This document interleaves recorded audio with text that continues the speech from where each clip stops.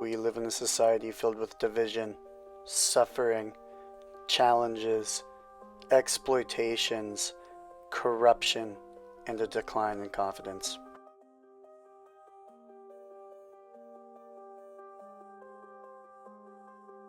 In many ways, a lot of the challenges that we see this polarizing world is actually on the basis of us not even like first asserting and being aware or sharing an ethical framework.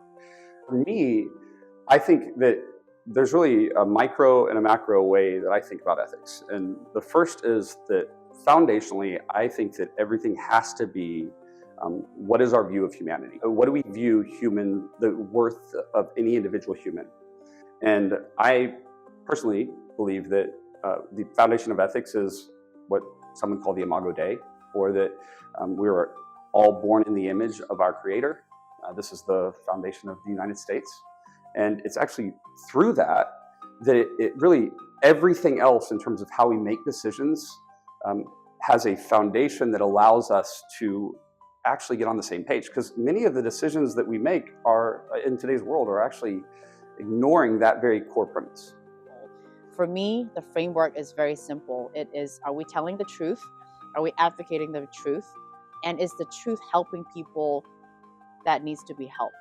Are you serving the underserved? I filter everything through the lens of, let's say, a faith-based lens, the lens of the kingdom of God, and that there are realities that are present in the world, in the way that the world was made, in the way that we relate to what has been created, including people, and those realities transcend other things.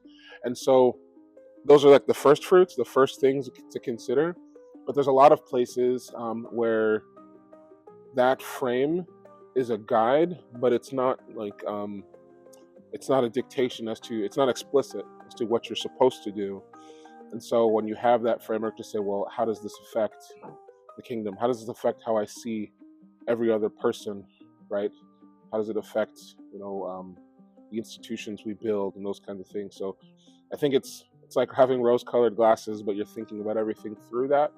But I think it translates to some very concrete, basic things, and some things that are sometimes maybe don't make sense the rest of the way. My ethical framework to make decisions is courage and wisdom.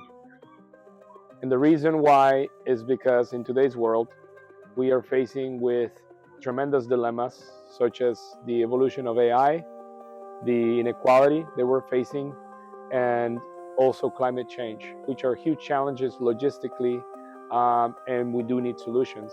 But we also need to be mindful of making decisions for others and for ourselves, because the decisions that we make are going to change the world for the worse or for the better.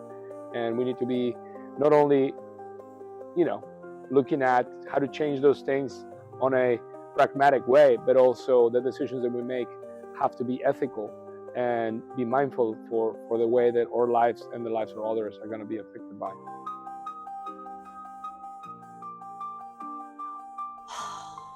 For sure, I'm going to offend everybody, but that's really the truth. I think the current era and generation, people don't think for themselves anymore.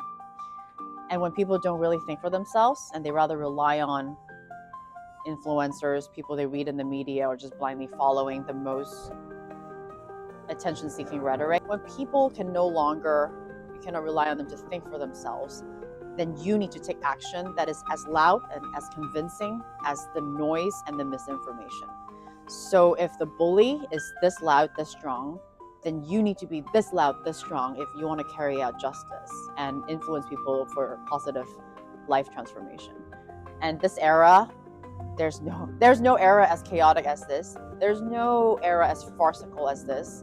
And I think that in every country now, we're at risk of losing the souls, not just of the younger generation to social media and all these influences that are biased and heavily misinformed, but even the older generation who are also not getting the correct representation of truth, and more importantly, people outreaching to them out of love and care. So if we don't act now, we're going to lose both the younger future generation and the current generation.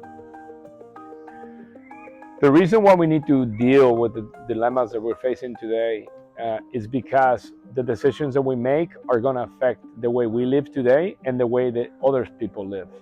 And we need to be compassionate. We need to be mindful of the rights of other people.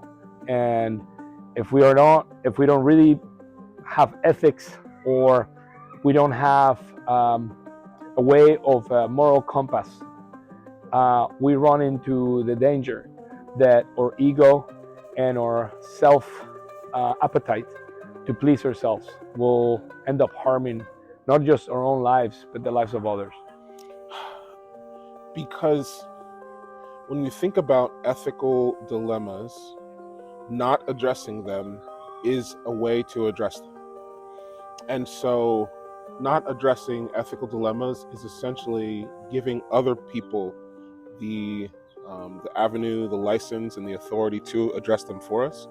And so if we don't like the outcomes, we have ourselves to blame in that sense, because we abdicated the responsibility. And when the habits, rituals, daily activities of a community is stable over time, it means that the ethical decisions we make have already, in many ways, been shaped by what leads to thriving in that community.